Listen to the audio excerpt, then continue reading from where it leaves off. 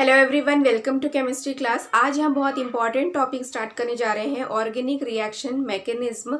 इसमें कुछ टर्मिनोलॉजी है, उसे पहले समझना है, तो स्टार्ट करते हैं। ऑर्गेनिक रिएक्शन मैकेनिज्म मींस एक रिएक्शन में कौन कौन से टर्म्स हैं। तो सबसे पहले है एक ऑर्गेनिक मॉलिक्यूल जिसे हम सबस्ट्रेट कहते हैं।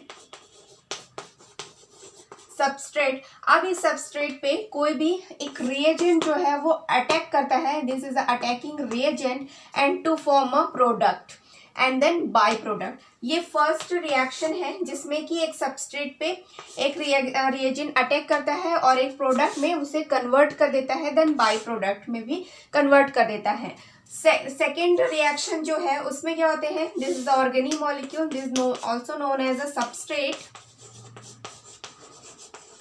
अब इसमें इस सबस्ट्रेट पे कोई भी रिएजेंट जो है वो अटैक करने के बाद वो सीधे प्रोडक्ट या बाय प्रोडक्ट में कन्वर्ट ना होके वो क्या करेगा, इंटरमीडिएट्स में पहले कन्वर्ट होगा, देन इंटरमीडिएट से वो प्रोडक्ट में कन्वर्ट होगा। तो इस तरीके से इसमें टू टाइप के जो रिएक्शंस हमने देखे, एक सीधे ही प्रोडक्ट में कन्वर्ट हो रहा है और दूसरा जो है वो इंटरमीडिएट के थ्रू कन्वर्ट हो रहा है, मतलब इंटरमीडिएट के बाद जो है प्रोडक्ट एंड बाय प्रोडक्ट में कन्वर्ट हो रहा है। तो हमें सबसे पहले इस रिएक्शन मैकेनिज्म को स्टार्ट करने से पहले हमें रिएजेंट की स्टडी करनी है, देन इंटरमीडिएट की स्टडी करनी है, उसके बाद हम सबस्ट्रेट एंड प्रोडक्ट में आएंगे। तो सबसे पहले हम स्टार्ट कर रहे हैं इंटरमीडिएट।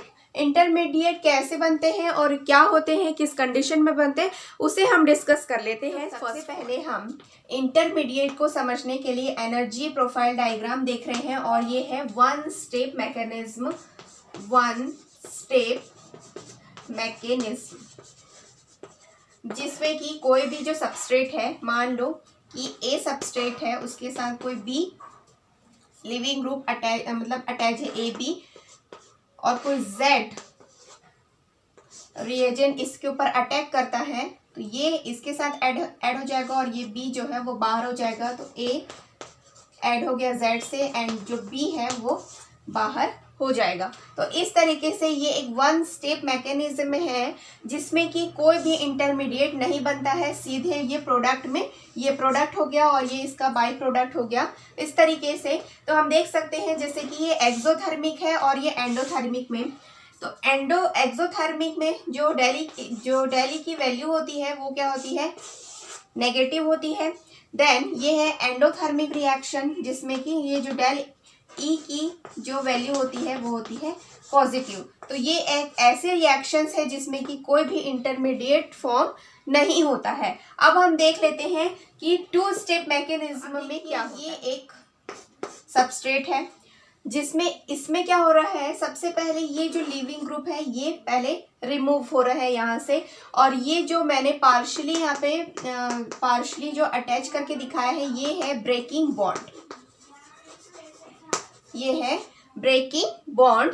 देन ये किसी कैटायन में, कार्बोकैटायंस में ये कन्वर्ट हो जाता है। ये कैटायन है, ये एनायन है और ये है कैटायन। जब एनायन रिमूव हो गया, ये माइनस है, तो ये दोनों के बीच में जो बॉन्ड था वो ब्रेकिंग बॉन्ड है।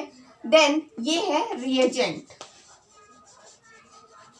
ये जो रिएजेंट है वो इस पे जब अटैक करता है तब ये जो फॉर्म हो रहा है ये है फॉर्मिंग बॉन्ड।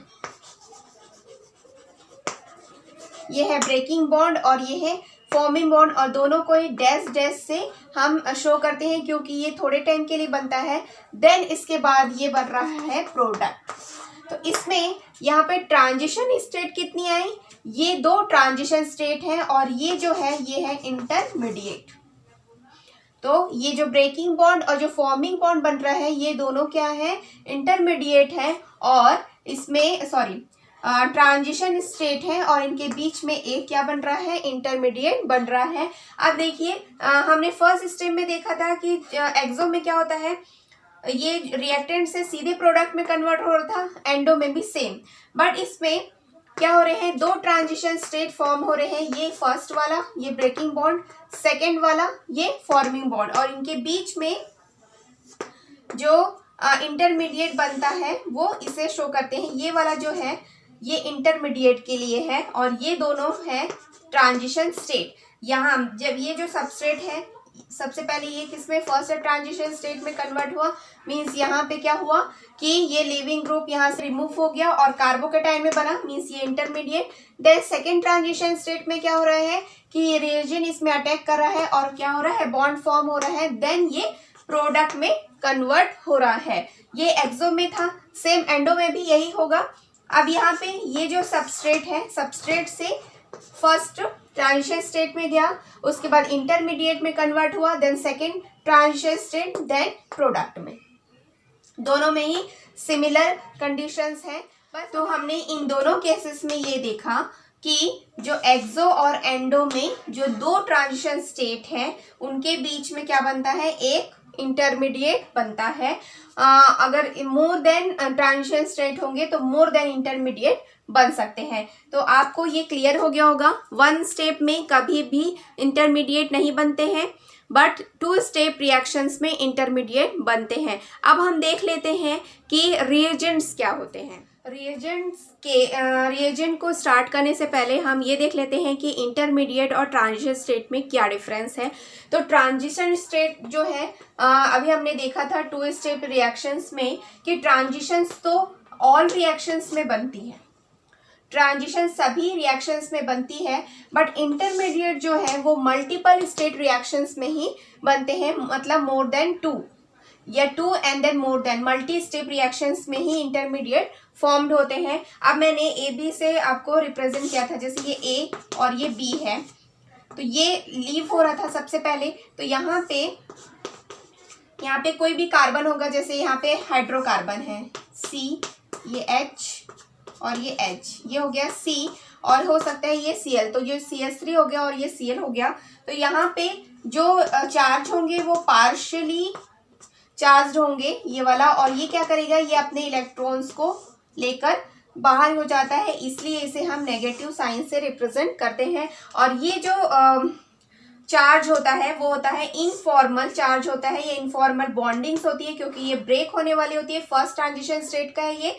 उसके बाद और ये जो बॉन्डिंग जो बॉन्ड्स होते हैं वो पार्शियल होते हैं और चार्ज भी क्या होते हैं, इनफॉर्मल पार्शियल चार्ज होते हैं। अब यहाँ पे देखिए, इसके बाद ये जो बी है वो रिमूव हो चुका है और ये जो ए बना, ये बना था कैटायन। तो मैंने कहा था कि कोई भी कैटायन, इसे हम कार्बोकैटायंस कहते हैं, तो इनके बीच में देखिए कोई भी ऐसे डैश डैश वाला बॉन्ड नहीं है, ये फुल्ली चार्ज्ड वाले बॉन्ड है, तो इसे क्या कहते हैं, फॉर्मल बॉन्ड्स कहते हैं। और ये फुल्ली चार्ज्ड होते हैं और ये पार्शली चार्ज होते हैं। यही डिफरेंस होता है इंटरमीडिएट और ट्रांजिशन स्टेट में। आई होप सो आपको क्लियर हो गया होगा। अब हम देख लेते हैं कि रिएजेंट्स क्या होते हैं।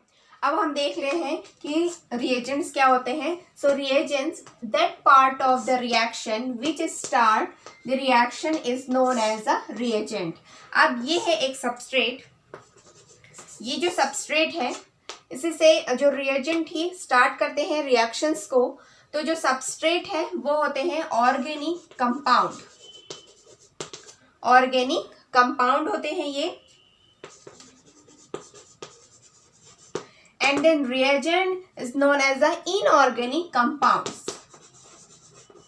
इनऑर्गेनिक कंपाउंड्स होते हैं ये। और जनरली ये क्या होते हैं,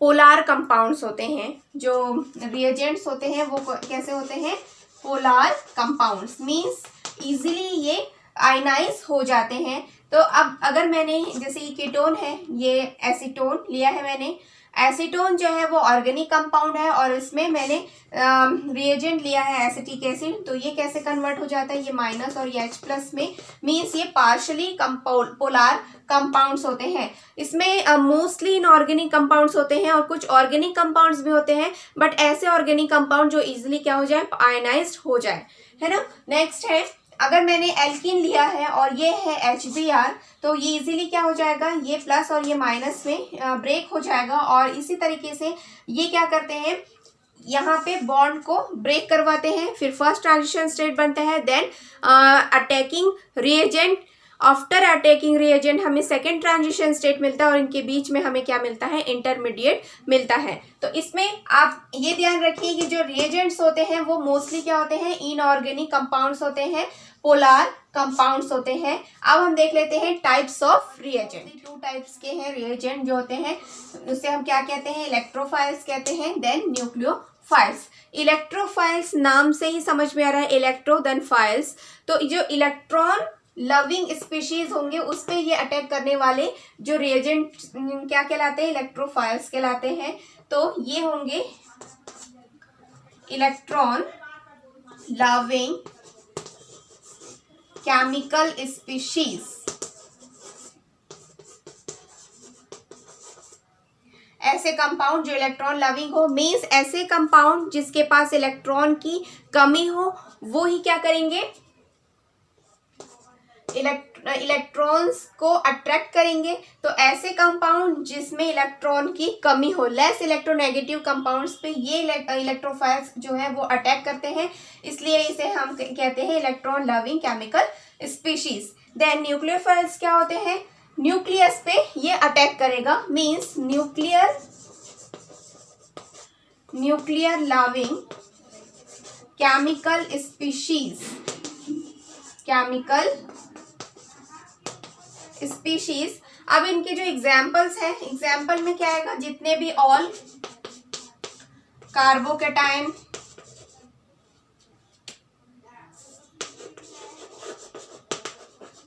क्योंकि कार्बोकेटाइन्स पे इलेक्ट्रॉन की कमी है और ये इलेक्ट्रोफाइल्स इस पे क्या करेंगे, अटैक करेंगे। जितने भी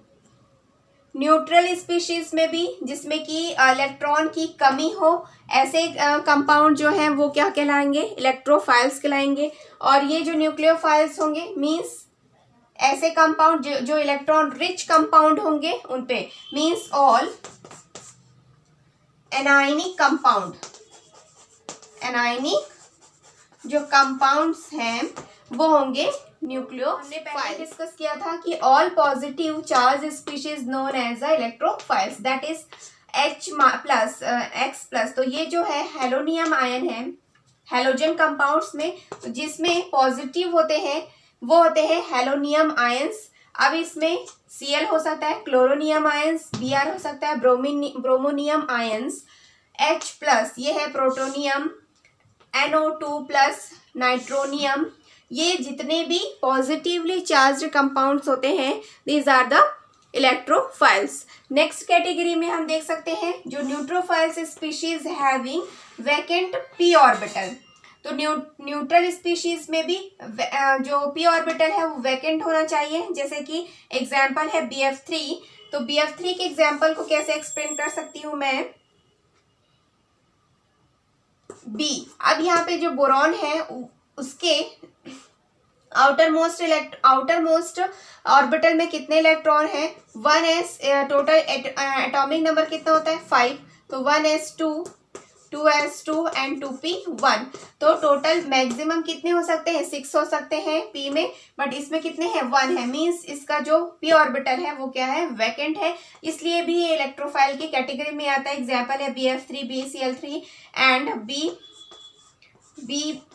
BR3। अब हम न्यूक्लियोफाइल्स में भी देख लेते हैं, साइमल्टेनियसली स्टडी करेंगे। ये थे all positively charge species, then nucleophile में क्या है, all negatively charge species, then ये है हैलोजन। अब यहाँ पे जो प्रोटोनियम आयन था ये हैलोजन है, हेलोनियम आयन। ये है OH ग्रुप, ये है RCOO- ग्रुप, जो भी किसी भी एल्केन के साथ अटैच हो सकता है। तो ये है नेगेटिवली चार्ज्ड नाइट्रो ग्रुप्स। और ये एल्केन में जब ये नेगेटिवली चार्ज, मोस्टली ये बहुत रेयर होते हैं, ये तो हमेशा कार्बोकेटाइन बनाते हैं। ये एनायनिक कंपाउंड जो होता है वो होता है न्यूक्लियोफाइलिक। सिमिलरली इसमें जो हैलोजन होते हैं वो मोस्टली एनायनिक कंपाउंड्स होते हैं, नेगेटिवली चार्ज होते हैं, बट इसमें बहुत रेयर कंडीशन में ये क्या कह सकते, पॉजिटिवली चार्ज हो सकते हैं। तो नेक्स्ट फर्स्ट है all the negatively charge species. Next है न्यूट्रल स्पीशीज में भी जिसमें कि लोन पेयर प्रेजेंट है। इसमें p ऑर्बिटल वैकेंट है, बट इसमें क्या है, लोन पेयर जो है वो प्रेजेंट है, जैसे वाटर, अमोनिया, NH2 एक्सेट्रा, जितने भी कंपाउंड जिसमें लोन पेयर प्रेजेंट होंगे वो न्यूट्रल न्यूक्लियोफाइल्स कहलाते हैं, और जिसमें p ऑर्बिटल जो वैकेंट होंगे वो क्या कहलाते हैं, न्यूट्रल इलेक्ट्रोफाइल्स कहलाते हैं। इलेक्ट्रोफाइल्स में भी अदर कैटेगरीज हैं, जैसे कि न्यूट्रल स्पीशीज d ऑर्बिटल, जिसमें कि जो d ऑर्बिटल हो वो एम्प्टी हो, जैसे कि Fe में 3d6 होता है, और टोटल कितने इलेक्ट्रॉन रह सकते हैं, 10। तो ये भी क्या है, empty vacant D orbital species है, इसलिए भी ये क्या है, न्यूट्रल इलेक्ट्रोफाइल्स होते हैं। पाई बॉन्डेड कंपाउंड, ऐसे पाई बॉन्डेड कंपाउंड जिसके सेंट्रल एटम पे एक भी इलेक्ट्रॉन प्रेजेंट ना हो, जैसे कि ये है SO3 कंपाउंड। SO3 में सारे इलेक्ट्रॉन, जिसमें टोटल जो ऑर्बिटल्स में आउटर मोस्ट ऑर्बिटल में कितने इलेक्ट्रॉन है, 6 इलेक्ट्रॉन है, और ये मतलब 6 इलेक्ट्रॉन ऑक्सीजन के साथ बाइंडेड है, और इसमें एक भी इलेक्ट्रॉन प्रेजेंट नहीं है, इसलिए क्या है, इलेक्ट्रोफाइल्स है। सिमिलरली कीटीन में भी सेम है, ये जो कार्बन है इसमें एक भी इलेक्ट्रॉन प्रेजेंट नहीं है, इसलिए ये क्या है, इलेक्ट्रोफाइल्स है। देन वैकेंट सिग्मा स्टार जो कंपाउंड्स होते हैं, जिसमें कि जितने भी हैलोजन कंपाउंड्स हैं, sigma star compound, vacant sigma star compounds भी क्या कहलाते हैं, इलेक्ट्रोफाइल्स कहलाते हैं। इसमें देख लेते हैं, इसमें तो वैकेंट स्पीशीज आ गई P एंड D, एंड इसमें तो लोन पेयर में ही हो गया था, दोनों में ऐसे कंपाउंड जिसमें लोन पेयर प्रेजेंट हो। तो हम नेक्स्ट पाई बॉन्डेड कंपाउंड देख रहे थे, तो अब इसमें देखिए, इसमें इस मतलब कि सल्फर के पास एक भी इलेक्ट्रॉन प्रेजेंट नहीं है, तो ये ऐसे कंपाउंड्स क्या कहलाते हैं, इलेक्ट्रोफाइल्स कहलाते हैं। बट ऐसे पाई बॉन्डेड कंपाउंड जो किसी लोन पेयर वाले कंपाउंड्स, जिसे इलेक्ट्रॉन रिलीजिंग ग्रुप्स कहते हैं, जो इलेक्ट्रॉन रिलीज करके इन्हें इलेक्ट्रॉन्स देंगे, इस तरीके से ये इलेक्ट्रॉन शिफ्ट होंगे, तो ऐसे कंपाउंड जो क्या कहलाते हैं, न्यूक्लियोफाइल्स कहलाते हैं। All organometallic compound just like RLi, RMgX, R2, CuLi, R2, zinc, ये सारे कंपाउंड्स क्या हैं, न्यूक्लियोफाइल्स कहलाते हैं। इसे हम क्या कहते हैं, सुपर ग्रिग्नॉट रिएजेंट, इसे हम कहते हैं ग्रिग्नॉट रिएजेंट, ठीक है। इसमें है ये गिलमैन रिएजेंट, और ये है फ्रैंकलिन रिएजेंट। तो इस तरीके से हमने क्लासिफाई किया है इलेक्ट्रोफाइल्स एंड न्यूक्लियोफाइल्स को। आगे के वीडियो में हम कुछ इफेक्ट्स की स्टडी करेंगे, electromeric effect, inductive effect, mesomeric effect. So I hope so ये वीडियो आपके लिए हेल्पफुल रही होगी। Thank you so much for watching.